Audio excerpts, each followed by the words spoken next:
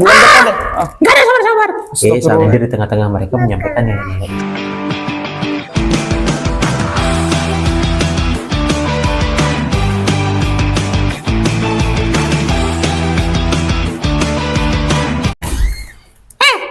Lagi ngapain kamu? Lagi mau makan. Kosan bayar? Gimana ya Bu ya? Boleh nggak bulan depan lagi? Minta waktu dong. Nunggak lagi? Iya. Ini kamu udah 2 bulan nunggaknya loh. Sebulan Itu lagi. kamu bisa beli makan?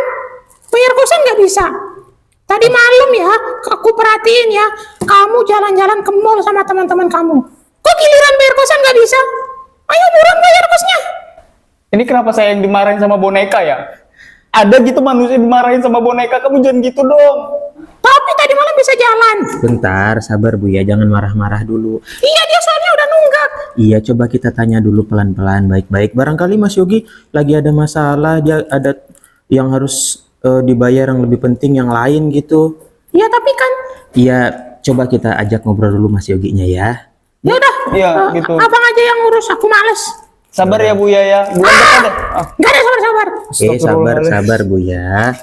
Coba abang yang ajak bicara Mas Yogi ya. Ya udah, abang yang ngurus, Buya males.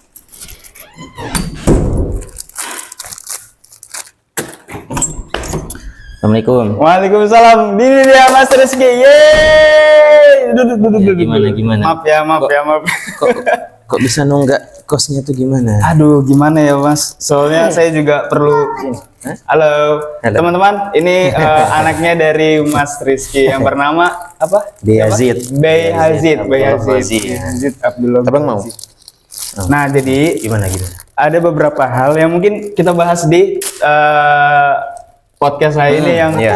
yang bernamakan Podkosan, obrolan Podkosan. yang tidak pernah bikin bosan. Waduh, moga-moga nggak bosan ini ya obrolan kita. Iya, benar.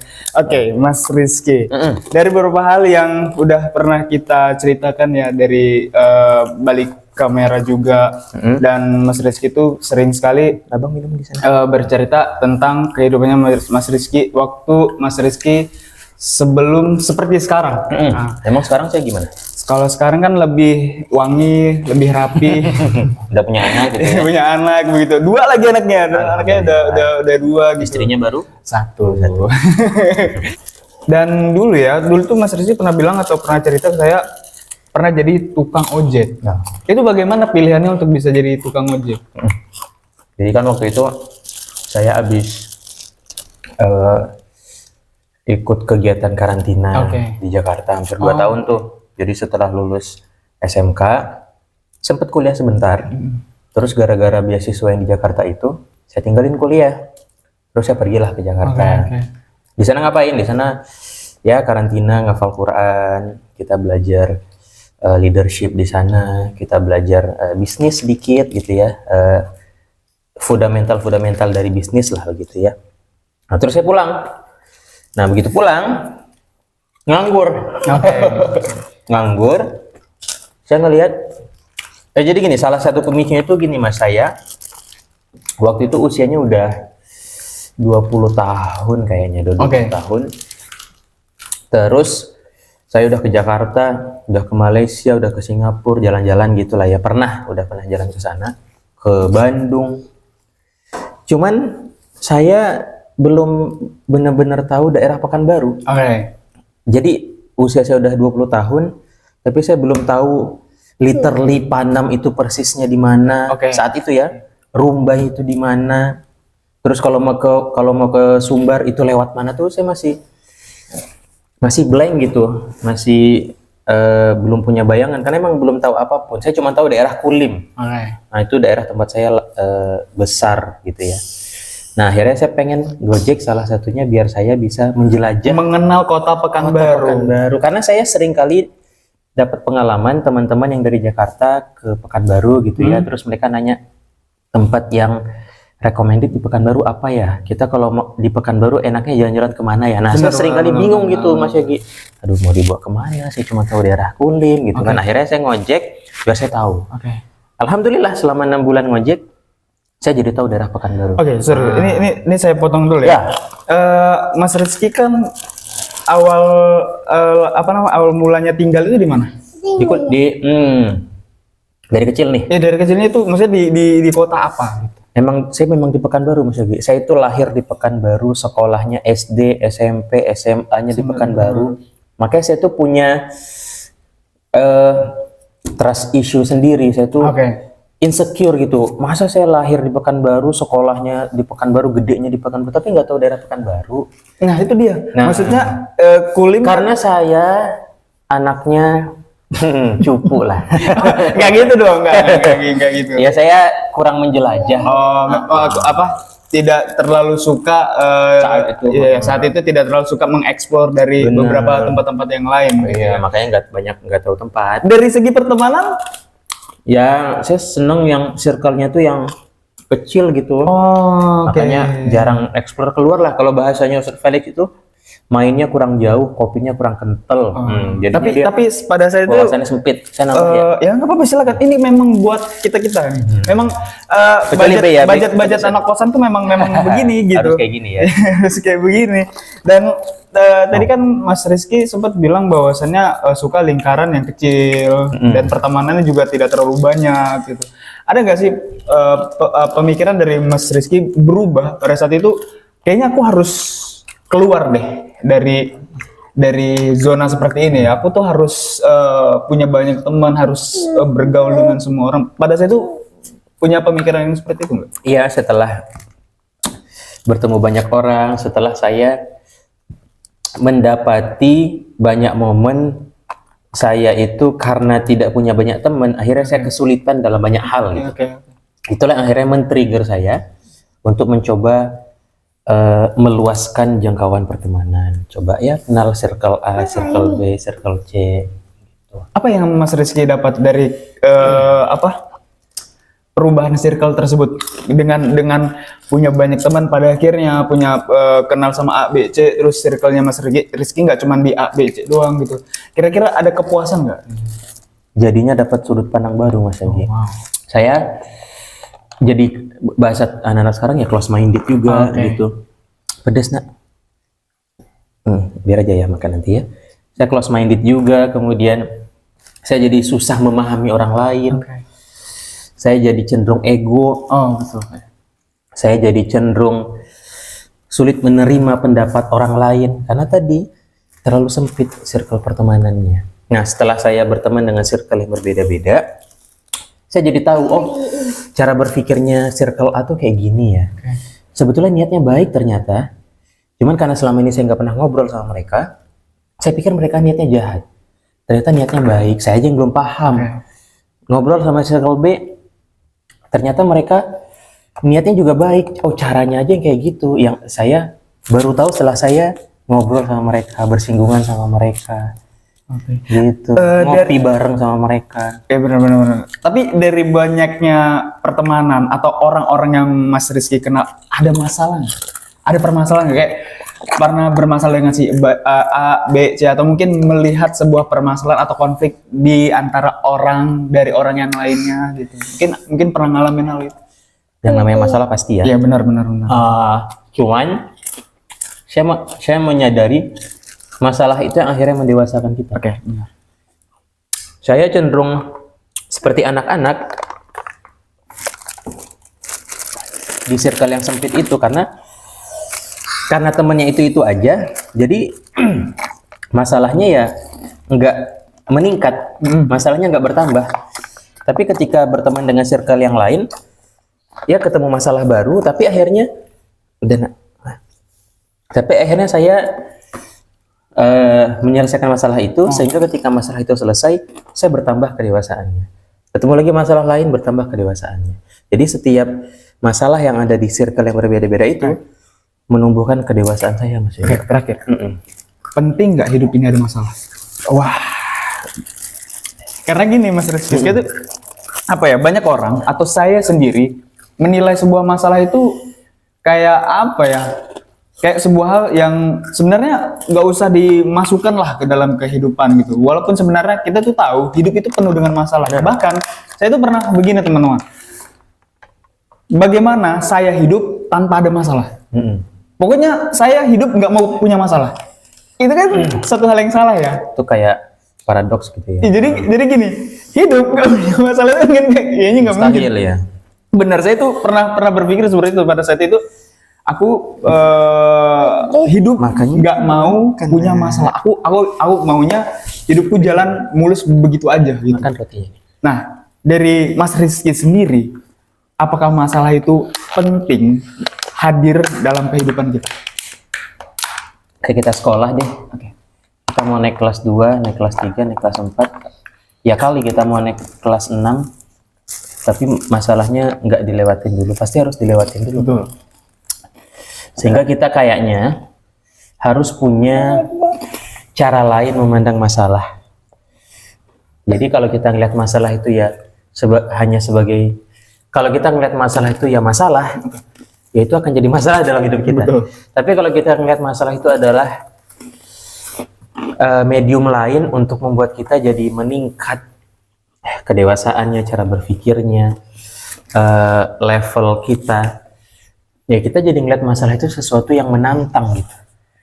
Kayak kita sekolah, kalau kita mau naik kelas 2, kelas 3, kelas 4, kelas 5, kelas 6, harus ngelewatin masalah yang lebih tinggi, lebih tinggi, lebih tinggi, lebih tinggi.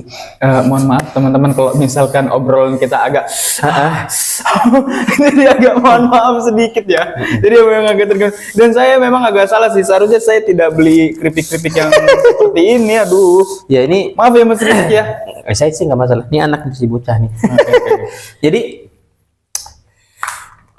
masalah itu ya kayak kita makan ini nih, pedas. Pedas benar. Emang kita kepedesan, Iya. tapi itu yang bikin dia tuh jadi lebih seru gitu, jadi lebih enak. Saya tahu ini pedas, dan kalau saya makan bikin saya pedas. Tapi tahu nggak, saya jadi pengen makan lagi Benar, gitu. benar. Saya juga sih. Saya juga sih, teman-teman. Saya juga sih. Maaf ya, kami makan berdua doang. Oke. Jadi Mas Rizky juga ngejelasin bahwasannya Mas Rizky pernah jadi tukang ojek di Pekanbaru ya, karena niatnya ingin menguasai atau mengeksplor dari berbagai tempat-tempat di Pekanbaru. Tapi ada nggak sih pengalaman yang menurut Mas Rizky nggak terlupakan? Karena gini, kita kan bertemu dengan orang itu kan berbeda-beda ya, bermacam-macam ya. Dan di situ tuh ada yang tiba-tiba curhat, ada yang tiba-tiba berantem dengan dia punya suami, istri atau orang lain, dan pada akhirnya kita sebagai orang yang tidak dikenali oleh si penumpang ini seperti menjadi beban gitu. Jadi kayak kita harus dengerin masalahnya dia gitu. Nah, untuk dari Mas Rizky sendiri pernah nggak sih mengalami hal itu? Saya ingat pertama kali saya ngojek itu nganterin bunga di tanggal 14 Februari. terus udah gitu? Terus saya lama pula nyarinya. Jadi dia mesen gitu kan. Terus saya pergi ke lokasi ini di mana gitu. Ternyata orang-orang yang jual, abang geser sini ya. Ternyata orang-orang yang jual bunga yang di mobil-mobil itu Mas Egi. Oke. Yang di Jalan Dipo kalau nggak salah. Ini ya kayak kalau misalkan ada orang yang wisuda iniin ya. Bener. Nah, lama gitu sampai akhirnya ketemu, terus nganter. Terus di bunganya itu ada tulisan romantis gitulah. Saat itu saya belum nikah kan, jadi orderan pertama kayak gini lagi. Terus nganter ke ceweknya, terus ceweknya nerima, terus baca gitulah. Oh, dia ada kayak merasa ini suatu hal yang romantis dari pasangannya. Itu orderan pertama. Terus orderan yang juga memorable itu ketika saya dapat penumpang terus dia ngomel-ngomel. Sempat ada Ngomel-ngomel itu soal abangnya. Oh, itu gimana tuh? Jadi dia ngomel, abangnya ini semenjak sukses sudah punya mobil, punya rumah, duit banyak, kami ditinggalin Mas. Oh, pokoknya dia cerita tuh di atas motor tuh. Pokoknya saya jadi pendengar yang baik lah saat itu. Sepanjang motor dia cerita, itu abang saya duitnya udah banyak, mobilnya udah banyak, rumahnya udah gede, tapi saya sama ibu sekarang ditinggalin. Saya sekarang juga luntang-lantung ngejakin orang tua, dia juga nggak peduli. Wah, curhat lah. Panjang lebar. Terus saya juga pernah dapat penumpang yang marah-marah. Dia marah-marah di atas motor tuh. Jadi saya nyampe Terus dia naik ke atas motor, mas cepat mas, saya udah terlambat nih, ayo mas buruan. Saya juga responnya, oke mas, oke siap, saya cepat. Bapak sabar ya, cepat naik ke atas motor, pakai helmnya pak, kita segera ke lokasi gitu saya. Itu sama-sama emosi dong kalau begitu. Saya pernah dapat ilmunya Mas Yogi. Jadi kalau ada orang, sebetulnya itu hitungannya bukan marah ya, tapi kayak ya mungkin marah lah ya. Nah kita kalau frekuensinya tidak sama dengan dia, nanti kita cenderung diintimidasi. Tapi kita coba samain frekuensi dengan cara samain level suara. Tapi kita nggak harus marah. Dan itu memang ada. Dan itu bikin dia kaget. Jadi ketika, ayo mas, buruan mas, saya udah terlambat nih. Dia naikkan ke belakang. Ke situ mas, kita harus buru-buru, saya udah terlambat, bla bla bla bla bla bla. Terus saya respon, oke pak, siap pak, kita ke sana segera pak. Bapak pakai helmnya pak, saya buru-buru nih pak. Dia jadi kayak, loh, kok responnya juga sama, tapi responnya baik. Cuman intonasinya aja yang atau level volume suaranya yang tinggi, tapi saya merespon dengan baik sehingga dia pun akhirnya suaranya lembut. Oh, oke pak, siap pak. Akhirnya anteng deh sepanjang perjalanan. Oh mungkin itu kayak ini ya, kayak apa namanya, memberitahu gitu ya, kayak lu jangan kayak gitu dong gitu. Maksudnya iya, tapi dengan cara maksudnya itu negur kan, lebih tepatnya kan negur ya. Dia langsung kayak diam, terus mungkin kaget, shock juga, tapi di waktu yang bersamaan dia ngerasa senang karena marah-marahnya dia itu dikonfirmasi gitu. Diaminin oleh saya, diterima oleh saya. Dari mana Mas Rizky bisa dapat ilmu? Ada sih waktu itu penggalan video di YouTube gitu. Waktu itu si trainernya ngasih contoh ketika kita ngarepin ada apa teller. Ya, makasih. Ketika teller ngadepin nasabah yang marah-marah. Jadi dia ngasih contoh. Teller jangan suaranya slow. Nanti makin marah tuh si nasabah.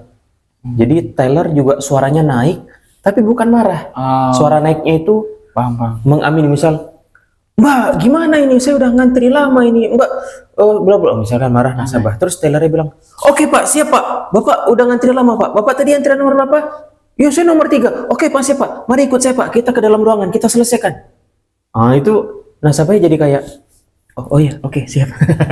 Iya benar sih, kita memang harus. Saya pernah aplikasikan dan it's work. Luar biasa.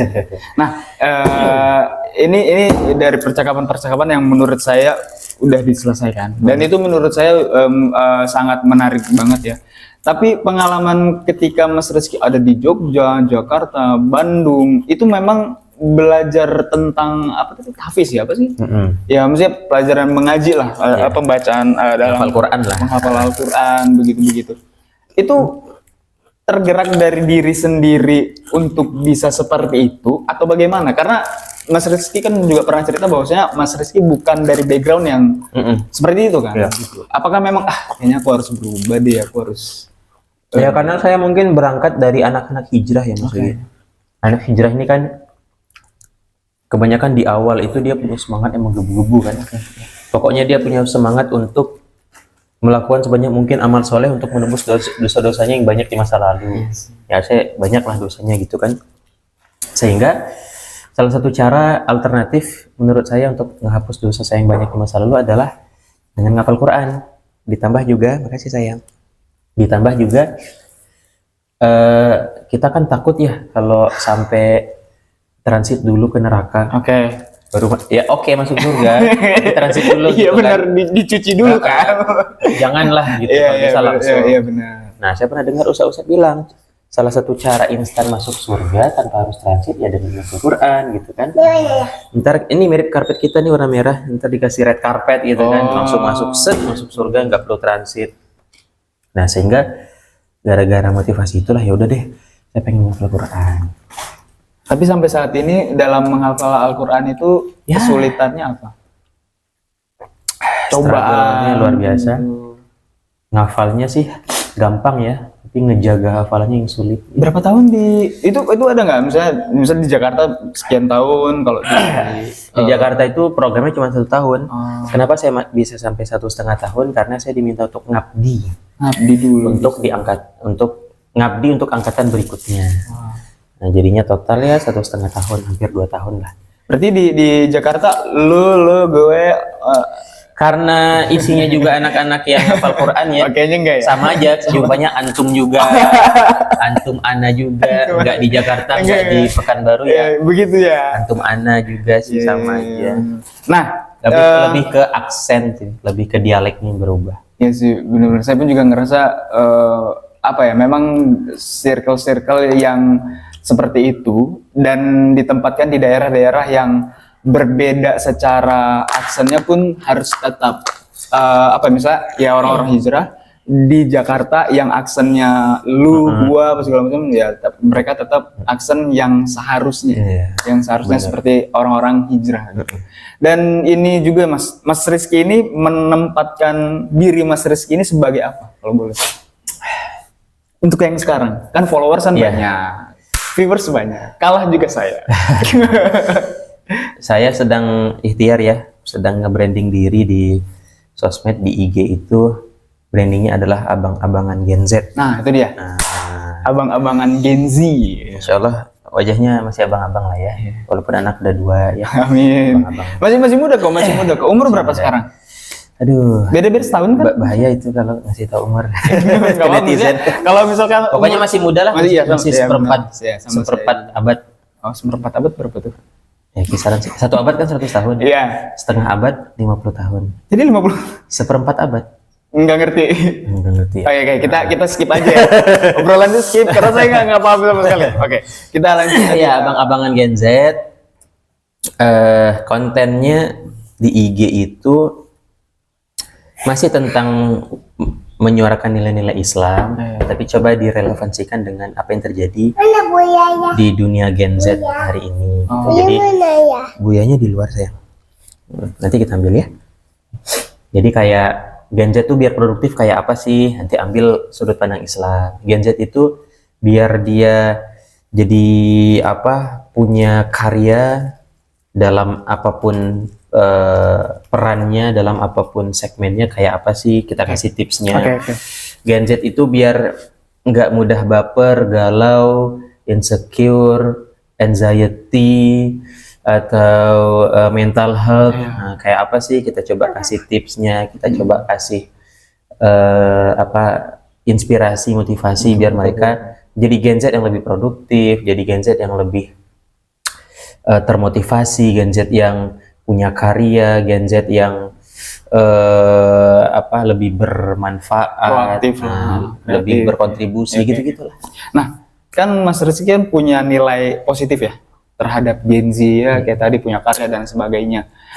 Apa yang Mas Rizky lihat dari Gen Z dengan pikiran positifnya Mas Rizky? Itu kan semacam visi kan pada akhirnya kan. Nah, apa yang Mas Rizky lihat dari Gen Z? Ya, Gen Z itu saya ngelihat di sosmed itu terlalu banyak tuduhan-tuduhan negatif ke Gen Z. Betul, banyak hal di luar sana yang dilakukan Gen Z itu yang negatif-negatif, yang jelek-jelek, betul. Tapi kita juga harus ngelihat sisi lain bahwa Gen Z kan lagi gemuk-gemuknya nih, lagi banyak-banyaknya. Dan banyak juga loh karya yang bisa dihasilkan oleh Gen Z. Banyak juga kontribusi-kontribusi nyata yang bisa torehkan oleh Gen Z. Nah, tinggal makanya saya meng-branding diri sebagai abang-abangan. Ya, saya pengen jadi abang-abangan Gen Z yang bantu ngarahin Gen Z kita lebih produktif. Kayak misalnya kasus Palestina. Itu ini kita ambil ceruknya yang K-pop. Itu kan ya banyak lah Gen Z.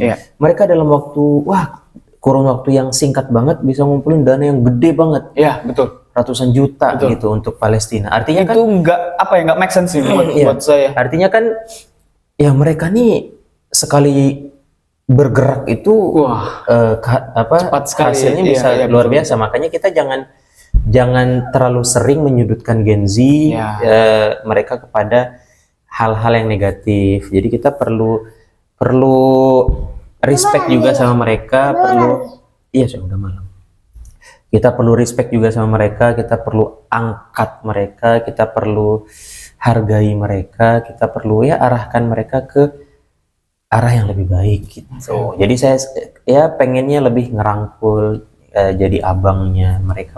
Berarti ada bentukan-bentukan penyampaian terhadap teman-teman Gen Z ini dengan cara yang berbeda dong pastinya. Iya, ya. Nah, itu yang seperti apa sih? Penyampainya tentu saja tidak seperti Ustadz dong. Oke, benar. Kemudian di kamera saya juga tidak, ya bukannya salah pakai gamis, tapi ya saya pakai kaosan aja, pakai topi ya, karena saya tahu saya sedang berhadapan atau mengobrol dengan Gen Z. Jadi ya saya pakai pakaiannya mereka, saya pakai bahasanya mereka. Toh juga Al-Quran bilang kan, nah, Rasulullah bilang berdakwalah dengan bahasa kaumnya kan. Bahasa itu kan bisa dimaknai luas, bukan hanya bahasa, tapi cara mereka berperilaku, cara mereka bersosmed, cara mereka berpakaian. Ya udah saya seperti mereka, selama itu hal-hal yang mubah.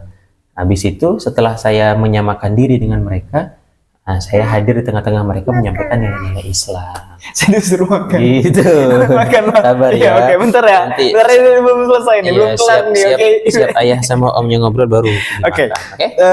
Ini juga tadi kan juga Abang susun aja dulu. ngebahas soal Gen Z ya, dan saya tuh pengen menanyakan sebuah pengalaman yang mungkin pernah mengalami hal apa semenjak menjadi abang-abangan Gen Z. Berarti kan melihat orang yang mungkin dia jauh lebih muda daripada Mas Rizky menganggap adik dong, pasti kan ini adik saya gitu, ini udah bukan lagi teman gitu, tapi cara mentreatment mereka dengan segala macam acara, event dan lain sebagainya itu seperti apa dan bagaimana?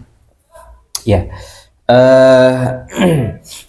jadi mereka, saya pernah kalau di engagement saya itu yang paling banyak interaksinya itu kalau udah bahas relationship sih memang. Dan saya rasa terkait relationship ini akan jadi isu di semua generasi ya. Kita kan kayak kenal sekarang Gen Z. Anak saya ini kan Gen Alpha nih. Iya. Nanti Saya kita apa? kita ini ujung Gen milenial. Oh gitu ya? Makanya saya bilang abang-abangan Gen Z. Oh. Karena kita ini generasi Z awal. Saya nggak tahu, saya nggak paham. Jadi Gen Z, generasi Gen Z awal-awal tuh kita. Jadi wajar kita dipanggil abang karena kita abang-abangnya untuk adik-adik kita di bawah. Nah, kayaknya nanti generasi Alpha atau generasi Beta gitu kan, mereka juga mengalami hal yang sama terkait relationship. Jadi kayak ya mereka masih ada galau-galaunya, bingungnya, mereka masih kayak ya kebingungan mencari jodoh dan seterusnya. Nah, sehingga itu juga salah satu segmen yang saya coba perbanyak di IG saya, di konten-konten saya, ngarahin lah teman-teman kayak apa sih, apakah cukup hanya sekedar semangat modal nekat nikah atau ternyata harus ada persiapan yang matang. Nah, itu saya coba bahas di video-video 1 menit dikit-dikit. Ya belum banyak itu salah satu penyampaian di sosial media. Tapi kalau di kehidupan nyata ada nggak sih? Dan salah satunya siapa? Atau mungkin kayak si Ahmad lu Gen Z nggak sih? Iya, terus Gen Z ya? Ahmad Gen Z. Gen Z ya. Itu mentreatment si Ahmad, si Khalid atau yang lain-lainnya tuh. Ya, nge-treatmentnya sering-sering menyampaikan ke mereka untuk matangkan diri dulu. Matang ini dalam banyak aspek ya, dari finansial itu juga perlu matang, dari sisi emosional juga perlu matang, dari sisi sosial pertemanan juga perlu matang.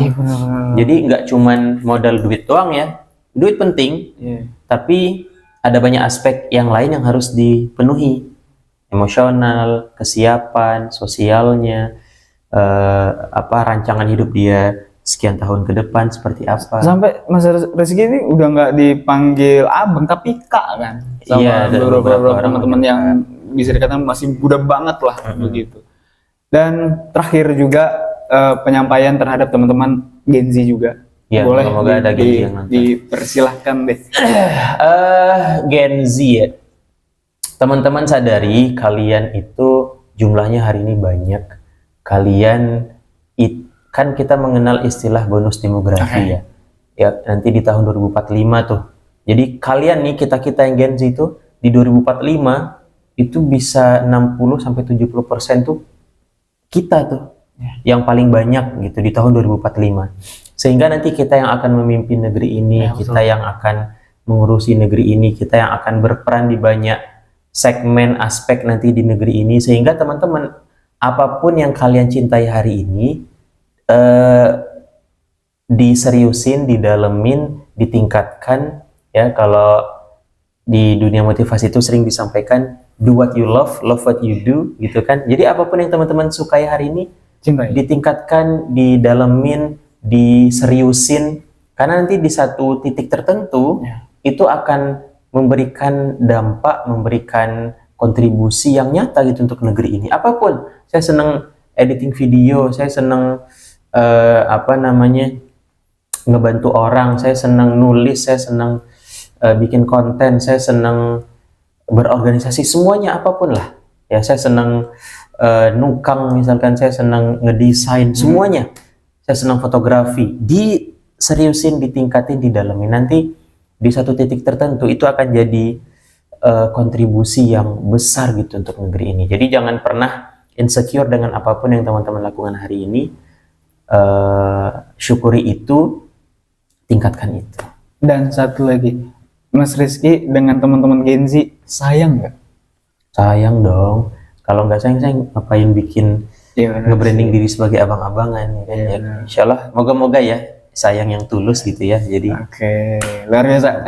Teman-teman, terima kasih semua yang sudah nonton, dan jangan lupa untuk subscribe, like, comment, and share to all your friends. Dan terima kasih abang-abangan Gen Z, terima kasih. Dan itu salah satu hal yang buat saya senang. Saya nggak pernah kepikiran untuk bisa nge-branding diri saya. Buat saya itu suatu hal yang istimewa dan spesial juga, karena itu satu hal yang spesial buat diri kita. Ternyata ada hal yang harusnya kita tuh bisa nge-branding diri kita sendiri gitu. Kayak sahabatku tuh kayak kata-kata yang menurut saya susah untuk dipikirkan untuk diri kita agar menjadi suatu hal yang kreatif. Apalagi kita hidup sekarang dunia yang modern, yang harus benar-benar dengan konten apa-apa yang semua dengan orang tuh bisa ngelihat itu di media sosial gitu ya. Oke, terima kasih Mas Rizky udah mau mampir di Podkosan, obrolan yang nggak pernah bikin bosan.